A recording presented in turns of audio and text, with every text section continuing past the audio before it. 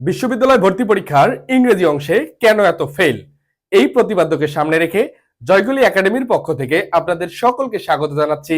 আমি সাইদ আনোয়ার সজীব, পড়াশোনা করছি ঢাকা বিশ্ববিদ্যালয়ে। আজকে আমরা যে বিষয়টা দেখার চেষ্টা করব, যে কোনো বিশ্ববিদ্যালয় ভর্তি পরীক্ষা বা যে কোনো কম্পিটিটিভ পরীক্ষায় আসার মতো একটা সেগমেন্ট, সেটা হচ্ছে হুএভার নাকি হুম অথবা হুম এভার। খুবই কনফিউশন এবং আমাদের খুবই দ্বিধা থেকে যায় এই টপিকটা থেকে।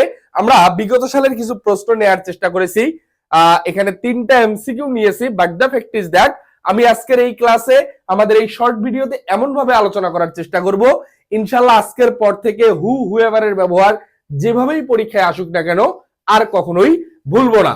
সো কথা না বাড়িয়ে আমরা আলোচনায় চলে যাচ্ছি। প্রথমেই আমরা যে জিনিসটা মাথায় রাখতে হবে, এই জাতীয় প্রশ্নগুলোর অ্যান্সার করার ক্ষেত্রে আমাদের সাবজেক্ট এবং ফাইনাইট ভার্বের একটা হিসাব বুঝতে হবে। কি বলছি ভাইয়া? সাবজেক্ট এবং ফাইনাইট ভার্বের একটু হিসাব বুঝতে হবে। এক্ষেত্রে আমরা যদি বলার চেষ্টা করি, যদি সাবজেক্ট এবং ফাইনাইট ভার্ব সমান হয়, যদি সাবজেক্ট এবং ফাইনাইট ভার্ব সমান হয়, সেক্ষেত্রে আমরা যে জিনিসটা নেব সেটা হচ্ছে সাবজেক্ট এবং ফাইনাইট ভার্ব যদি সমান হয়, আমরা সেক্ষেত্রে নিব হচ্ছে হুম অথবা হুম এভার।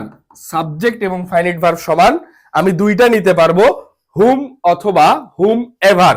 এর পরবর্তীতে যদি আমরা দেখার চেষ্টা করি যে ভাইয়া সাবজেক্ট কম ফাইনাইট ভার্ব বেশি, সাবজেক্ট কম ফাইনাইট ভার্ব বেশি, সেক্ষেত্রে আমাকে নিতে হবে হচ্ছে হু অথবা হু এভার। আমরা কিন্তু ধীরে ধীরে একদম বেসিক টু অ্যাডভান্স পর্যন্ত চলে যাব, সুতরাং ধৈর্য ধরে একটু দেখার চেষ্টা করো এবং নোট ডাউন করে নিতে হবে মাস্ট।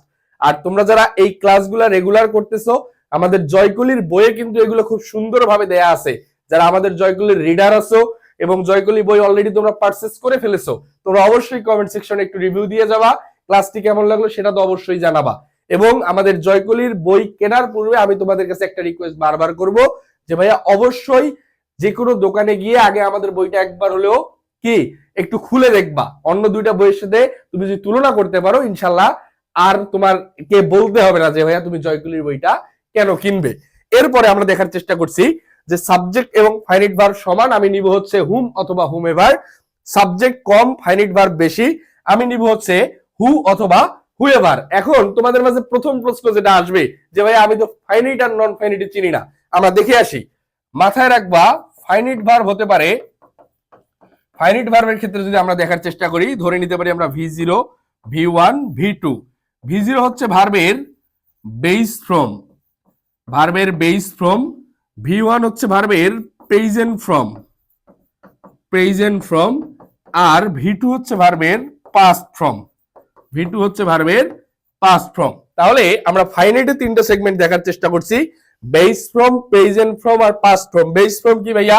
V0 যদি আমরা বেস ফ্রম দেখার চেষ্টা করি, হতে পারে ডু। এটাকে যদি আমরা প্রেজেন্টে নিয়ে যাই, হতে পারে ডু অথবা ডাজ। এখন ডু অথবা ডাজ কেন মাথায় রাখতে হবে, আমি কখন ডু নিব কখন ডাজ নিব। এখানে যে বিষয়টা ক্লিয়ার হবা সেটা হচ্ছে ফার্স্ট পারসন, সেকেন্ড পারসন এবং থার্ড পারসন প্লুরাল নাম্বার যদি থাকে, থার্ড পারসন প্লুরাল নাম্বার যদি থাকে, তাহলে আমরা নিব হচ্ছে ডু। আর শুধুমাত্র থার্ড পারসন সিঙ্গুলার যদি থাকে, কি বলছি ভাইয়া? শুধুমাত্র থার্ড পারসন সিঙ্গুলার হলে আমরা পরবর্তী ভার্বটাকে নিব হচ্ছে ডাজ। তাহলে আমরা যে জিনিসটা দেখার চেষ্টা করলাম, ফাইনাইট অর্থাৎ V0, V1, V2, যেখানে V0 তে হচ্ছে বেস ফ্রম, প্রেজেন্টে হচ্ছে V1 এ ডু অথবা ডাজ। ডু নিব হচ্ছে ফার্স্ট পারসন, সেকেন্ড পারসন এবং থার্ড পারসন প্লুরাল নাম্বার হলে, আর ডাজ নিব হচ্ছে থার্ড পারসন সিঙ্গুলার হলে। তাহলে আমরা যদি পাস্ট ফর্ম দেখার চেষ্টা করি, পাস্ট ফর্মে হয়ে যাবে হচ্ছে এটা ডিড। আমরা ফাইনাইটেড সেগমেন্টটা মোটামুটি দেখে ফেললাম। এরপরে আমরা নন ফাইনাইটটা যদি দেখার চেষ্টা করি, নন ফাইনাইটে যে জিনিসটা মাথায় রাখতে হবে, নন ফাইনাইট, এখানে নন ফাইনাইটে চলে আসবে V3, V4। এটা তোমাদের সিকোয়েন্সটা মনে রাখার সুবিধার্থে আমি লেখার চেষ্টা করছি। V3 তে হচ্ছে ভার্বের পাস্ট পার্টিসিপল ফর্ম, ভার্বের পাস্ট পার্টিসিপল ফর্ম। V4 এ হচ্ছে ইনফিনিটিভ, আরেকটা হবে হচ্ছে জিরান। V5 এ নিয়ে গেলাম আমরা জিরান। তাহলে পাস্ট পার্টিসিপল কি হবে ভাইয়া? Do, did, done. ইনফিনিটিভ হচ্ছে টু প্লাস ভার্বের বেস ফ্রম, যেটা হচ্ছে টু ডু, আর জিরান্ড হচ্ছে ভার্ব প্লাস আইএনজি অর্থাৎ ডুইং। তাহলে আমরা যে জিনিসটা দেখার চেষ্টা করলাম, ফাইনিটি দেখছি, আর নন ফাইনিটি হচ্ছে V3 V4 V5, past participle, infinitive, জিরান্ড। মোটামুটি এগুলা ব্যবহার জানলেই আমরা নন ফাইনিটটা ক্লিয়ার হয়ে যাব।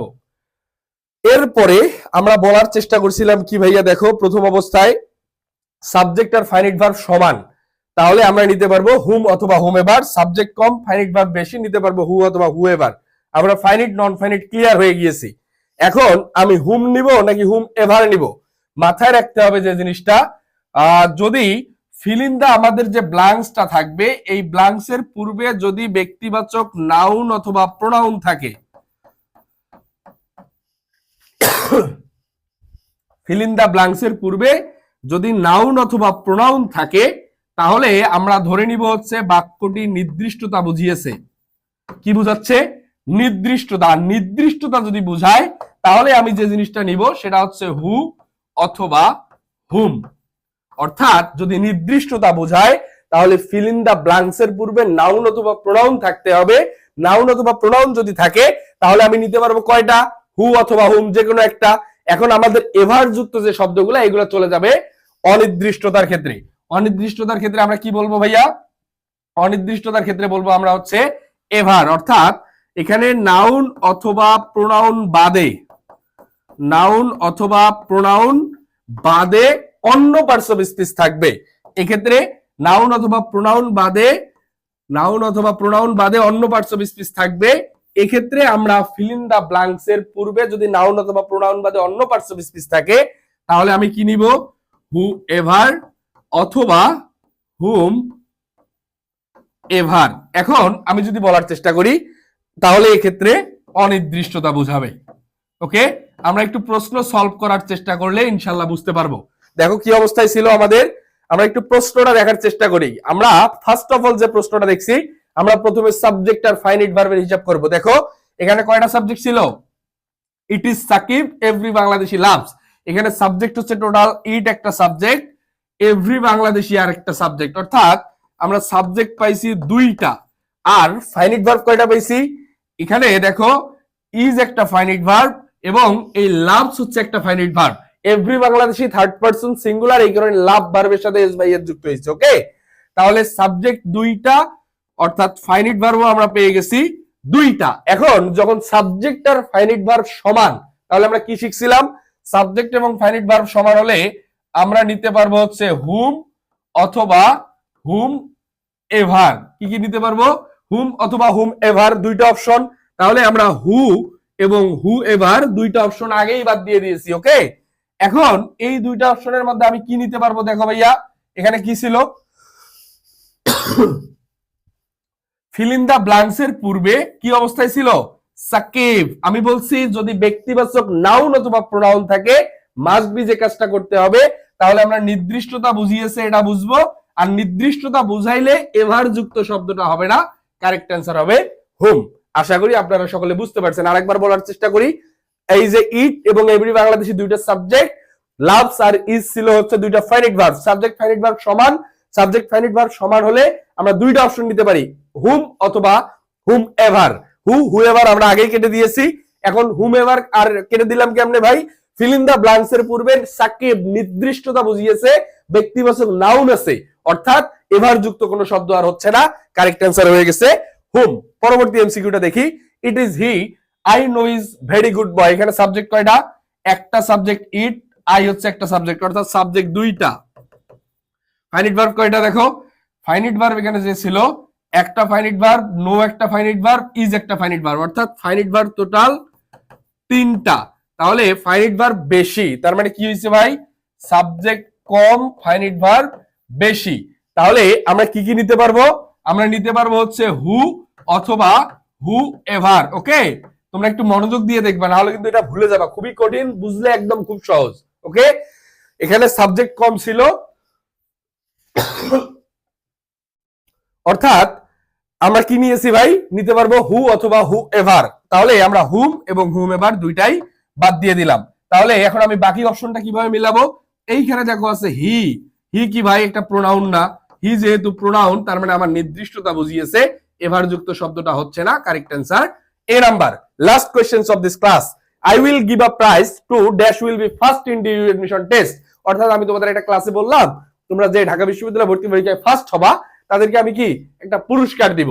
এখন বিষয়টা হচ্ছে আমি এখানে কিভাবে অ্যান্সার করব। দেখো সাবজেক্ট ছিল একটাই, আর কোন এই বাক্যে সাবজেক্ট নাই। সাবজেক্ট একটা, আর কোন সাবজেক্ট আছে না ভাইয়া?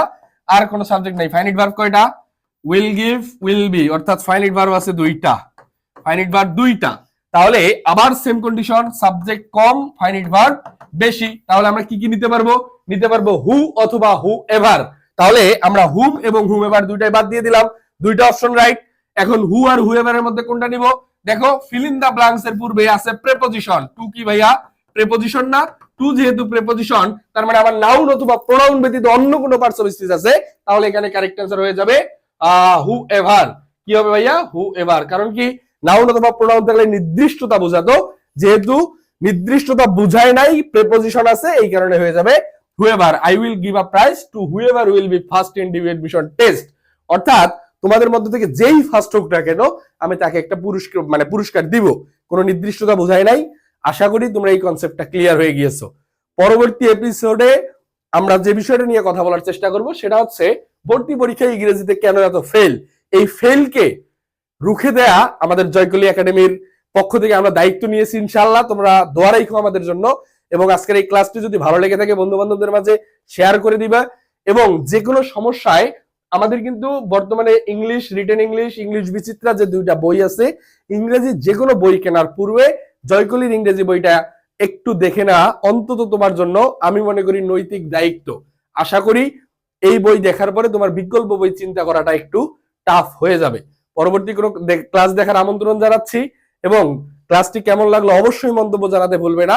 আল্লাহ হাফেজ, আসসালামু আলাইকুম। দেখা হবে দেশের বিদ্যাপীঠ ঢাকা বিশ্ববিদ্যালয় ক্যাম্পাসে ইনশাআল্লাহ।